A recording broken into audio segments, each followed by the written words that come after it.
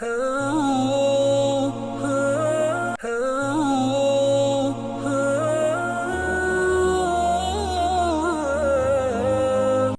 அலைக்கும் வரஹ்மத்துல்லாஹி வபரகாத்துஹு. அன்பார்ந்த பிரே டிவி நேயர்களே, நமது வாராந்த மனாப் இஸ்லாம் நிகழ்ச்சியினூடாக உங்களை சந்திப்பதில் பெரும் மகிழ்ச்சி அடைகிறேன். 195வது வாரத்திலே அல்லாஹ்வுடைய கிருபையினால் உங்களை நான் சந்திக்கிறேன். முதலாவதாக அல் மஸ்ஜித் ஹராம் மக்கா முக்கர்ரமுடைய ஹுத்பா. அந்த ஹுத்பாவை சென்ற வாரம் ஷேக் உசாமா ஹையாத் ஹஃபிதுல்லாஹ் நிறுத்தினார்கள். நபி ஸல்லல்லாஹு அலைஹி வஸல்லம் அவர்களை உண்மையாக நேசிப்பதற்கான அடையாளங்கள் என்ன? ஹம்து ஸலவாத் தக்வாவுடைய வசியத்துக்கு பின்னால் கியாமத்து நாள் சொத்து செல்வங்கள் பிள்ளை குட்டிகள் பயனளிக்காத ஒரு நாள், அல்லாஹ்விடம் தூய உள்ளத்தோடு வந்தவரை தவிர அவருக்குத்தான் இந்த விடயங்கள்லாம் பிரயோசனம் அளிக்கும் என்று ஷுஆரா 88-89 வசனத்தையும், சூரா இன்ஃபிதர் 19 வசனம், அன்றைய நாள் ஒரு ஆத்மா இன்னும் ஒரு ஆத்மாவுக்கு எதையுமே செய்து உதவி செய்ய சக்தி பெறாத, உரிமை பெறாத நாள், அன்றைய நாள் முழு அதிகாரமும் கட்டுப்பாடும் அல்லாஹ்வுக்கே உரியது என்று அந்த ஆயத்துக்களை ஓதி, முஸ்லிம்களை பொதுவாக இறைவன் அடியார்களுக்கு செய்த நியாமத்துகள் ஏராளம், பல்வேறுபட்ட நியாமத்துகள், பல மகத்துவமான சங்கையான அல்லாஹ்வுடைய அருட்கொடைகள். எனவே அதை நாம் உண்மையிலே கட்டாயம் அதுக்கு நன்றி செலுத்துவதனூடாக இன்னும் நாம் விஸ்தரித்து கொள்ள முடியும், அல்லாஹ்வுடைய நியாமத்தை அதிகரித்து கொள்ள முடியும். ஏனென்றால் பெரும் நியாமத், உண்மையான தீன், நிலையான மார்க்கத்தை, நேரான பாதையை அல்லாஹ் நமக்கு காட்டி தந்த அந்த நியாமத்துக்கு அருட்கொடைக்கு பின்னால் அடுத்து சிறந்த ஒரு நியாமத்து என்னவென்றால், கண்ணியமான முஹம்மது ஸல்லல்லாஹு அலைஹி வஸல்லம் அவர்களை நமக்கு நபியாக தந்தது, இறுதி நபியாகவும் அவர்களுடைய உம்மத்திலே நம்மை சேர்த்து வைத்ததும் அது நமக்கு அல்லாஹ் தந்த பெரும் நியாமத். இஸ்லாத்துடைய பாக்கியத்துக்கு அடுத்த நியாமத் அதுதான். அல்லாஹ் சுப்ஹானஹு வ தஆலாவுடைய சங்கையான அத்தாட்சிகளை, ஆயாத்துகளை, வசனங்களை ஓதிக்காட்டி அவர்களை பரிசுத்தப்படுத்தி பாவங்களிலிருந்து அவர்களை விடுவித்து தன்னை பின்பற்றக்கூடிய மக்களாக மாற்றி, அல்லாஹ்வுடைய கட்டளைகள், அல்லாஹ் தடுத்த விடயங்களிலே எப்பொழுதுமே சமுதாயம் தனக்கு தான் சொல்கின்றபடி வாழ வேண்டும் என்று அந்த நபி அவர்கள் பாடுபடக்கூடிய ஒரு மனிதராக, புனிதராக அல்லாஹ் அவர்களை அனுப்பியிருக்கிறான். அதே போன்று பரிசுத்தப்படுத்திய பின்னால் வேதத்தை அவர்களுக்கு அல்லாஹ் இறக்கிய வேதத்தை கற்றுக் கொடுப்பார்கள், அதனுடைய அர்த்தங்களை புரிய வைப்பார்கள், சட்டத்திட்டங்களை கற்றுக் கொடுப்பார்கள். அதே போன்று மூமின்களுக்கென்று அல்லாஹ் வழிமுறையாக முன்வைத்த அந்த வாழ்க்கை முறையை காட்டிக் கொடுப்பார்கள். அதன் மூலம் அவர்களை வழிகேட்டிலிருந்து காப்பாற்றி அவர்களை குருட்டுத்தனமான அப்படியான தவறான வழிகளிலிருந்து அவர்களை பார்வை உள்ளவர்களாக, தெளிவுள்ளவர்களாக அந்த ரசூல் மாற்றுவதற்காக வேண்டி அந்த ரசூலை அல்லாஹ் அனுப்பினானே, இது ஆகப்பெரிய அருட்கொடை. அல்லாஹ் சுப்ஹானஹு வ தஆலா அந்த அருட்கொடையை பற்றி சொல்லுகின்ற பொழுது சூரா ஆல இம்ரான் 164 வசனத்திலே அல்லாஹ் சுப்ஹானஹு வ தஆலா சமுதாயத்திலே ஒரு ரசூலை, முஹம்மது ஸல்லல்லாஹு அலைஹி வஸல்லம் ரசூலை அனுப்பி, அவர்களிலிருந்து ஒரு ரசூலை அனுப்பிய அந்த சந்தர்ப்பம் இருக்கிறது. அல்லாஹ் மோமின்களுக்கு செய்த உபகாரத்துடைய சந்தர்ப்பம். மின்னத் லகது மன் அல்லாஹு அலல் முஃமினீன், இந்த ரசூலை அனுப்பியதே ஒரு நியாமத், ஒரு அருட்கொடை, அருட்பாக்கியம். அவர்கள் அல்லாஹ்வுடைய அத்தாட்சிகளை அவர்களுக்கு ஓதி காட்டுவார்கள், அவர்களை பரிசுத்தப்படுத்துவார்கள், அவர்களுக்கு வேதத்தையும் ஞானத்தையும் கற்றுக் கொடுப்பார்கள். ஏற்கனவே அவர்கள் தெளிவான வழிகேட்டில் இருந்தார்கள். அந்த ஆயத்தை ஓதி முஹம்மது ஸல்லல்லாஹு அலைஹி வஸல்லம் அவர்கள் இறைவன் புறத்திலிருந்து தமது கூட்டத்துக்கு அந்தந்த மொழியிலே அந்தந்த சமுதாயத்துக்கு ஏற்றவாறு அனுப்பப்பட்டார்கள். எனவே அவர்களிடத்திலே நல்ல ஒரு கண்ணியமான மனிதராக இருந்தவர்கள், செல்வாக்குள்ளவர்களாக இருந்தவர்கள், சந்தேகத்துக்கு இடமானவர்கள் அல்ல. அதே போன்று எப்பொழுதுமே நபி ஸல்லல்லாஹு அலைஹி வஸல்லம் அவரிடமிருந்து மார்க்கங்களை கற்று அதன்படி வாழ்வதற்கு மக்கள் வெறுப்பு காட்ட மாட்டார்கள், வெறுப்போடு செயல்படுவார்கள். அதே போன்று நபி அவர்கள் ஸல்லல்லாஹு அலைஹி வஸல்லம் அவர்களும் சமுதாயத்துக்கு ஒரு நலன் விரும்பியாக, இறுதி தன்னால் முடியுமான ஒரு நலம் விரும்பியாக செயல்பட்டார்கள், நல்ல உபதேசம் செய்யக்கூடிய இருந்தார்கள். எல்லாம் மனிதர்களுடைய நிலைமைகள், சமூகத்துடைய நிலைமைகள் சீராகின்ற அனைத்து விடயங்களிலும் பாடுபடக்கூடியவர்களாக இருந்தார்கள். அவருடைய சந்தோஷம், சமுதாயத்துடைய ஈடேற்றம் எல்லாமே அவருடைய குறிக்கோளாக இருந்தது. அதே போன்று முஹம்மது ஸல்லல்லாஹு அலைஹி வஸல்லம் அவருடைய பண்பாடுகளை பற்றி அல்லாஹ் சொல்கின்ற பொழுதுதான் சொல்கின்ற ஒரு விடயம், மக்களுக்கு ஏற்படுகின்ற சிரமம், கஷ்டம் அவர்களுக்கும் கஷ்டம், பிறருடைய கஷ்டங்களிலே பங்கெடுக்கக்கூடியவர், எப்பொழுதும் மக்களுக்கு நலம் விரும்பக்கூடியவர், நலவை நாடக்கூடியவர், எப்பொழுதுமே நலவை மக்களுக்கு சேர்த்து வைப்பதற்கு படாத பாடுபடக்கூடியவர், மக்களுடைய நேர்வழி விடயத்திலே அக்கறை உள்ளவர், கரிசனை உள்ளவர், மக்களுக்கு கெடுதிகள், தீங்குகள், ஆபத்துகள் விளையக்கூடாது என்று அதை தானும் வெறுத்து நடக்கக்கூடியவர். அதே போன்று மக்கள் தன்னை விட்டு வெருண்டோடக்கூடாது என்பதற்காக வேண்டி தன்னால் என்ற முயற்சிகளை செய்யக்கூடியவர். ஏன் தெரியுமா? முஹம்மது ஸல்லல்லாஹு அலைஹி வஸல்லம் அவர்கள் சமூகத்தோடு மிகவும் மிருதுவானவர்கள், அன்பானவர்கள், காரூணியமானவர்கள். சூரா தௌபா 128 வசனம், நிச்சயமாக அவர்கள் உங்களிலிருந்து ஒரு ரசூல் வந்திருக்கிறார், முஹம்மது ஸல்லல்லாஹு அலைஹி வஸல்லம் அவர்கள், உங்களுக்கு ஏற்படுகின்ற சிரமங்கள் கஷ்டங்கள் எல்லாம் அவருக்கும் கஷ்டமாக பாரமாக இருக்கும். அவர் மூமின்களுடையத்தில் உள்ள அன்புள்ளவர், உங்களுடையத்தில் அக்கறை உள்ளவர், கரிசனை உள்ளவர், மூமின்களோடு உள்ள அன்புள்ளவர், பாசம் உள்ளவர். அதே போன்று சூரா அம்பியா 107வது வசனம், ரசூலே ஸல்லல்லாஹு அலைஹி வஸல்லம் அவர்களே, உங்களை நாம் அகிலத்தாருக்கு அருட்கொடையாக கிருபையாக கருணையாக அனுப்பியிருக்கிறோம். இப்னு அப்பாஸ் ரலியல்லாஹு அன்ஹு சொல்கிறார்கள், இப்னு ஜரீர் தபரி ரஹிமஹுல்லாஹ் பதிவு செய்யக்கூடிய ரிவாயத், யார் ஒரு முஹம்மது ஸல்லல்லாஹு அலைஹி வஸல்லம் அவர்களை பின்பற்றுவாரோ அவர்களுக்கு இம்மையிலும் மறுமையிலும் அருளாக காருண்யமாக கிருபையாக அமைவார்கள். யார் அவர்களை பின்பற்றவில்லை, சமுதாயத்தில் ஒருவராக இருப்பாரோ அவரும் அந்த உருமாற்றப்படுவது சுழிவாங்கப்படுவது போன்ற தண்டனைகளிலிருந்து பாதுகாக்கப்படுவார். என் நபி ஸல்லல்லாஹு அலைஹி வஸல்லம் உம்மத்திலே உள்ளவர் என்பதனால். அதே போன்று ஏனைய சித்திரவதைகள் அநியாயங்களோடு பாதுகாக்கப்படுவார். எனவே நபி ஸல்லல்லாஹு அலைஹி வஸல்லம் அவர்கள் அவர்களுக்காக உம்மத்து செய்ய வேண்டிய கடமை என்னவென்றால், நபி ஸல்லல்லாஹு அலைஹி வஸல்லம் அவர்களுக்காக நிறைவேற்ற வேண்டிய கடமைகளை செவ்வனே நிறைவேற்ற வேண்டும். அதே போன்று அதில் முதன்மையான ஒரு கடமையாக நபி அவர்களுக்கு நாம் ஆற்ற வேண்டிய கடமைகளிலே நிறைவேற்ற வேண்டிய கடமைகளில் முதன்மையான ஈமான் கொள்வது நபி அவர்கள் இறுதி தூதர் என்று ஈமான் கொள்வது. அது அவர்களுக்கு பின்னால் எந்த நபியோ ரசூலோ கிடையாது என்பதை ஆணைத்தரமாக உள்ளத்திலே ஈமான் கொள்வது என்று சொல்லிவிட்டு சூரா அஹ்ஸாப் 40வது வசனத்தை ஓதினார். அதுக்கு சான்றாக முஹம்மது ஸல்லல்லாஹு அலைஹி வஸல்லம் அவர்கள் உங்களில் ஆண்கள் யாருக்கும் தந்தையாக இருக்கவில்லை. தந்தையாக சிறு வயதிலே ஆண் குழந்தைகள் மரணித்தார்கள். அதாவது பெரிய வயதாகி ஒரு மனிதருக்கு தந்தையாக இருக்கவில்லை, சிறு குழந்தைகளிலே மரணித்து விட்டார்கள். ரசூல் ஸல்லல்லாஹு என்றாலும் அவர்கள் அல்லாஹ்வுடைய இறுதி தூதராகவும் ரசூலாகவும் இருக்கிறார்கள். அல்லாஹ் அனைத்து விடயங்களையும் நன்கு அறிந்தவன். எனவே நபி ஸல்லல்லாஹு அலைஹி வஸல்லம் அவர்கள் பெரும் ஷஃபாஅத்துக்கு உரிமையாளர், சிஃபார் செய்வதும் உரிமை பெற்றவர்கள் என்ற ஈமான் கொள்வது மிக முக்கியமான விடயம். உலுல் அஸம்கள், சவால்களுக்கு முகம் கொடுத்த, அதே நூஹ் அலைஹிஸ்ஸலாம், இப்ராஹிம் அலைஹிஸ்ஸலாம், மூஸா அலைஹிஸ்ஸலாம், ஈசா அலைஹிஸ்ஸலாம், 5வது முஹம்மது ஸல்லல்லாஹு அலைஹி வஸல்லம், அந்த 4 பேர் கூட பின்வாங்கிய அந்த அல்லாஹ்விடம் பேசுவதற்கு பின்வாங்குகின்ற சந்தர்ப்பத்தில் கியாமத் நாள் நபி அவர்கள் முழு சமுதாயத்துக்கும் முழு படைப்பினங்களுக்கு ஷஃபாஅத்து செய்வதற்கு உரிமை கொடுக்கப்படுவார்கள், அனுமதி கொடுக்கப்படுவார்கள். எனவே நபி ஸல்லல்லாஹு அலைஹி வஸல்லம் அவர்களுக்காக நாம் நிறைவேற்ற வேண்டிய அடுத்த கடமை, முதலாவது அவர்கள் இறுதி நபி என்று, இரண்டாவது அவர்கள் ஷஃபாஅத்துல் உலமா பெரும் அந்த ஷஃபாஅத்துக்கு சொந்தக்காரர் என்று, மூன்றாவது அவர்களுக்கு நாம் நிறைவேற்ற கடமைகளில் ஒன்றுதான் அவர்களை உண்மையாக நேசிப்பது. நம்முடைய பெற்றோர்களை விட, பிள்ளைகளை விட, முழு மனித சமுதாயத்தை விட நபியவர்களை நாம் அன்பு கொள்வது. அல்லாஹ்வுடைய அடியார்களே, அது புகாரி வ முஸ்லிம் ரஹிமஹுல்லாஹ்வுடைய கிதாபுகளில் பதிவு செய்யப்பட்ட ஹதீஸ். அனஸ் பின் மாலிக் ரலியல்லாஹு அன்ஹு அறியக்கூடிய ஹதீஸ். நபி ஸல்லல்லாஹு அலைஹி வஸல்லம் சொன்னார்கள், உங்களில் ஒருவர் அவருக்கு அவருடைய பிள்ளை குட்டிகள் அதே போன்று பெற்றோர்கள் மனிதர்கள் அனைவர்களையும் விட நான் உவப்புக்குரியவனாக மாறும் வரைக்கும் அவர் உண்மையான பரிபூர்ணமான ஈமான்தாரியாக மாற முடியாது. எனவே அடுத்த ஹதீஸ் இமாம் புகார் ரஹிமஹுல்லாஹ் தன்னுடைய கிரந்தத்தில் பதிவு செய்யக்கூடிய ஹதீஸ். உமர் ரலியல்லாஹு அன்ஹு இருக்கிறார்கள். உமர் ரலியல்லாஹு அன்ஹு நபி ஸல்லல்லாஹு அலைஹி வஸல்லம் அறிவிக்கக்கூடிய விஷயம் அல்ல, உமர் ரலியல்லாஹு அன்ஹு நிகழ்ந்த சம்பவம்.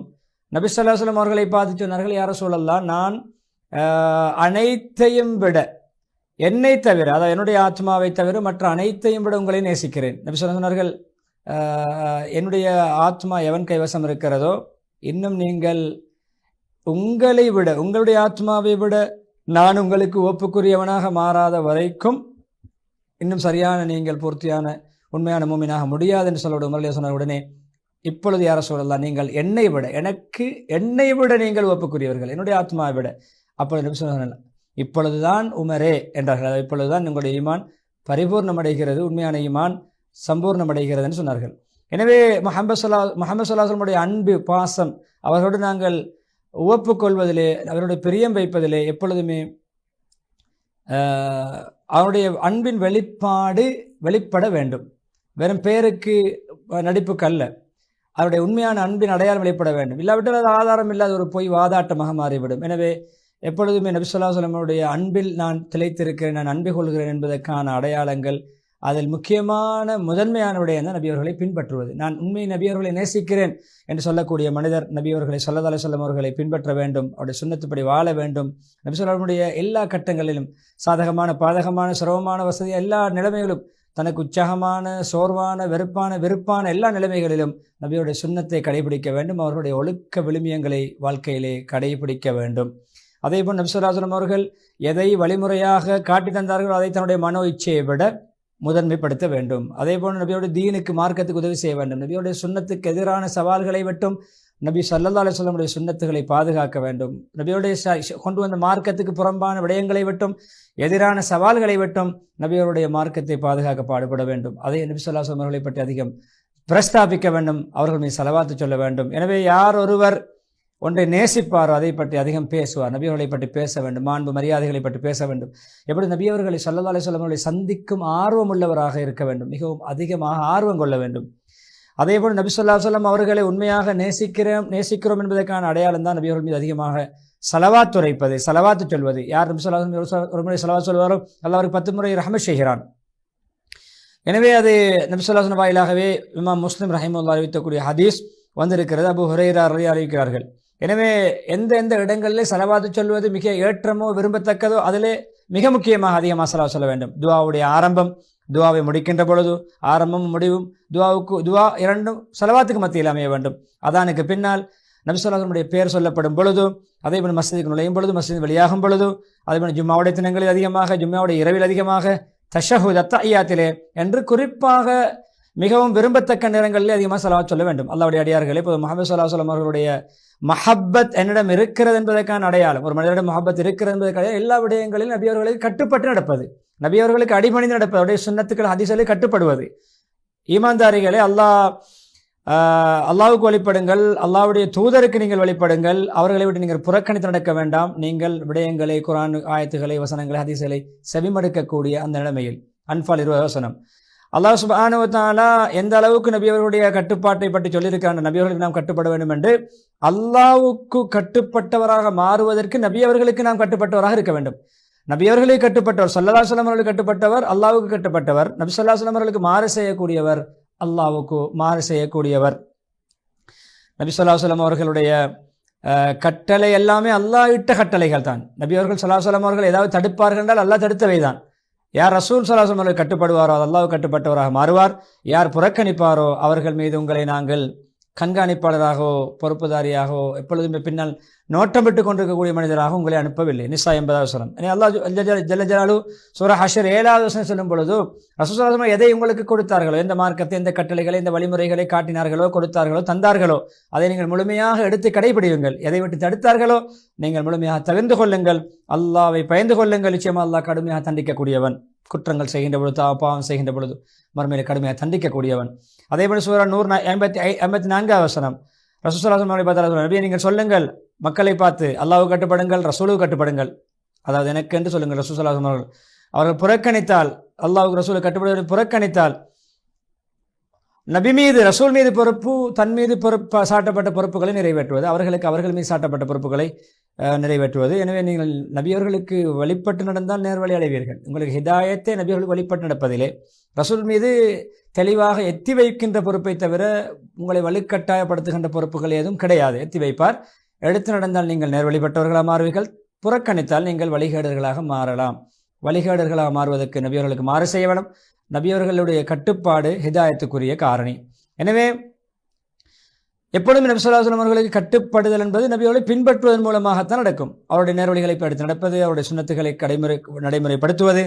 அதேபோல் பிரச்சனை ஏற்படும் நபியுடைய குர்ஆன் ஹதீஸ் மூலம் ஹதீஸுகளை பிரச்சனைக்கு தீர்வாக நாம் முன்வைப்பது, நபி ஸல்லல்லாஹு அலைஹி முடிவுகளை, சட்ட தீர்ப்புகளை ஏகமனதாக ஏற்றுக்கொள்வது.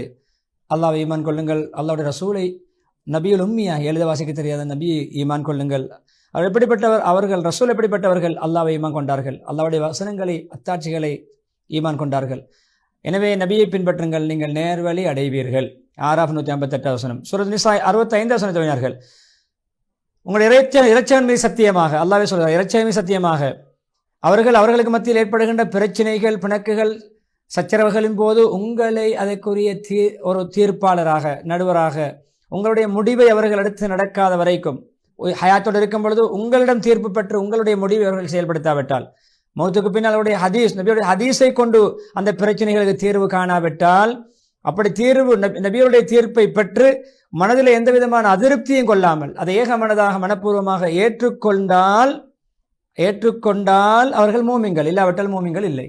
எனவே அவர்கள் ஈமான் கொள்ள முடியாது உங்களுடைய தீர்ப்பை அவர்கள் மனப்பூர்வமாக ஏற்றுக்கொள்ளாத வரை. எனவே நீங்கள் தீர்ப்பளித்த முடிவிலே அதிருப்தி காணாமல் ஏகமனதாக ஏற்றுக்கொண்டு அதுக்கு முழுமையாக கட்டுப்பட்டு நடந்தால் தான் அவர்கள் ஈமான் கொள்ள முடியும். எனவே இதற்கு மாறு செய்தால் அவர்கள் ஈமான்தாரிகள் கிடையாது என்ற அந்த ஆயத்தை ஓதிவிட்டு, பொதுவாக நபி ஸல்லல்லாஹு அலைஹி வஸல்லம் அவர்களை பின்பற்றக்கூடிய மிக சிறந்த உன்னதமான அடையாளங்களில் ஒன்றுதான் அல்லாஹ்வுடைய அடியார்களை எப்பொழுதுமே நபி ஸல்லல்லாஹு அலைஹி வஸல்லம் அவர்கள் நபியவர்களை பின்பற்றி நபியவருடைய பின்பற்றுவதன் ஊடாக அல்லாஹ்வுடைய மன்னிப்பை பெற்றுக்கொள்வது மகஃபிரத்துக்கு காரணம். நபியவர்களை பின்பற்றுவது அல்லாஹ்வுடைய மகஃபிரத் பாவ மன்னிப்பு கிடைப்பதற்கு காரணம். நபியை நீங்கள் சொல்லுங்கள், அவருடைய பிரயோசனங்களை சொல்கிறார்கள். நபியவர்களை பின்பற்றுவதற்காக ஏற்படுகின்ற பிரயோசனங்களை சொல்ல ஆரம்பிக்கிறார்கள். பின்பற்றுவதற்கான முக்கியத்துவத்தை அங்கே சொல்லிவிட்டு பயன்களில் ஒன்றுதான் அல்லாஹ்வுடைய மகஃபிரத் கிடைக்கும். நபியை நீங்கள் சொல்லுங்கள், நீங்கள் அல்லாஹ்வை நேசிக்கக்கூடியவர்களாக இருந்தால் என்னை பின்பற்றுங்கள், அல்லாஹ் உங்களை நேசிப்பான். இரண்டாவது பாக்கியம், உங்களை அல்லாஹ் உங்களுடைய பாவங்களை மன்னிப்பான். அல்லாஹ் மன்னிக்கக்கூடியவன், கிருபை உள்ளவன். இரண்டு பாக்கியங்கள். அல்லாஹ்வுடைய அன்பு உங்களுக்கு கிடைக்கும், அல்லாஹ்வின் புறமிருந்து பாவ மன்னிப்பு கிடைக்கும். ஆல இம்ரான் 31வது வசனம். எனவே பொதுவாக இந்த பயனை, இந்த பிரயோசனத்தை, இந்த லாபத்தை நாம் பேணி பாதுகாப்பது, இந்த பெரும் நிறைவான கூலியை, சங்கையான வெகுமதியை எப்பொழுதுமே நாங்கள் பேணி பாதுகாப்பதற்கு அதுக்கு எதிரான விடயங்களை தவிர்ந்து கொள்ள வேண்டும். எனவே நபி சுன்னாவுக்கு மாற்றமான விடயங்களை நாம் ஒதுங்கி நடக்க வேண்டும் என்று சொல்லிவிட்டு, அல்லாஹ்வுடைய நபி ஸல்லல்லாஹு கட்டளைகளுக்கு மாறு செய்கின்றவர்கள் அவர்களுக்கு ஃபித்னா ஏற்படுவதையும் அவர்களுக்கு மறுமையிலே பயங்கரமான நோவினை தரும் வேதனை ஏற்படுவதையும் அஞ்சிக் கொள்ளுங்கும். கேர்ஃபுல்லாக, கவனமாக, எச்சரிக்கையாக இருக்கட்டும். சூரா நூர் 63வது வசனத்தை ஓதி நபியுடைய முக்கியமான ஒரு ஹதீஸை சொல்கிறார்கள். எப்பொழுதுமே சுன்னத்துக்கு மாற்றமாக செயல்படுகின்ற எச்சரிக்கையும் சுன்னத்துடைய முக்கியத்துவம். உங்களுக்கு அல்லாஹ்வுடைய தக்வாவை கொண்டு வசிய செய்கிறேன். நீங்கள் கேட்டு கட்டுப்பட்டு நடக்க வேண்டும். நல்லவற்றை கேட்டு செவிமடுத்து நடக்க வேண்டும், கட்டுப்பட வேண்டும். ஒரு தலைமைத்துவங்களை கட்டுப்பட வேண்டும். அது அடிமை, ஒரு ஹபஷி அடிமை, நீக்கிற அடிமை உங்களுக்கு தலைவராக இருந்தாலும் அவர் சொல்கின்ற நல்ல விடயங்களை நீங்கள் கேட்டு நடக்க வேண்டும். எனவே உங்களில் யார் எனக்கு பின்னால் வாழ்வாரோ பல கருத்து முரண்பாடுகளை, கருத்து வேறுபாடுகளை காண்பார். எனவே அந்த கருத்து வேறுபாடுகள் ஏற்படுகின்ற காலத்தில் என்னுடைய சுன்னத்தை, குலஃபா ராஷிதீன்களாகிய இந்த நேர்வழிப்பட்ட கலீஃபாக்களுடைய சுன்னத்துகளை, நேர்வழிப்பட்ட கலீஃபாக்களுடைய சுன்னத்தை பின்பற்றி வாழுங்கள். அதை நீங்கள் பற்றி பிடித்துக் கொள்ளுங்கள், உறுதியாக கடைபிடியுங்கள். உங்களுக்கு தீனுடைய மார்க்க விடயங்களிலே நவீன நூதனங்களை உருவாக்காமல் எச்சரிக்கிறேன். ஏனென்றால் ஒவ்வொரு நவீன நூதனங்களும் பித்ஆத், நவீன சுன்னத்துக்கு மாற்றமான விடயங்கள். எனவே ஒவ்வொரு சுன்னத்துக்கு மாற்றமான நவீன நூதனங்களும் தலாலத், வழிகேடு. இமாம் அஹ்மத், அபூதாவுத், திர்மிதி, இப்னு மாஜா ரஹிமஹுல்லாஹ் பதிவு செய்த ஹதீஸ்னு சொல்லி முதல் குத்பாவின் இறுதிக்கட்டத்திலே ஆயிஷாவினுடைய ஹதீஸை சொல்லி முடித்துக் கொள்கிறார்கள். யாருடைய மார்க்கத்திலே இல்லாத புதிய விடயங்களை உருவாக்குவாரோ அது புறக்கணிக்கப்படும், அதை ஏற்றுக்கொள்ளப்படும். சுன்னத்துகளுக்கு புறம்பான நபியர்கள் காட்டித்தராத வழிமுறைகளை பின்பற்றுவதை தவிர்த்து நபியருடைய அந்த கண்ணியத்தை பேணுவோம், அன்பை பேணுவோம், உண்மையான மஹப்பத்தை பேணுவோம், அல்லாஹ்வுடைய மன்னிப்பை பெறுவோம் என்று இஸ்திக்பார் செய்ய தோன்றுகின்ற ஆயத்தை ஓதி முதலாவது ஹுத்பா முடித்துவிட ஹுத்பாவை சுருக்கமாக அல்லாஹ்வுடைய அடிய தக்வாவுடைய ஹம்து ஸலவாத் தக்வாவுடைய வசதி பின்னால் அல்லாஹ்வுடைய அடியார்களை பொதுவாக நபி ஸல்லல்லாஹு அலைஹி வஸல்லம் பின்பற்றுவது எப்பொழுதுமே ஒரு மூமினுக்கும் அல்லாஹ்வை மறுமையில் ஈமான் கொள்ளக்கூடிய ஒரு மூமினுக்கும் அது தெளிவாக சொல்லப்பட்ட ஒரு கடமை.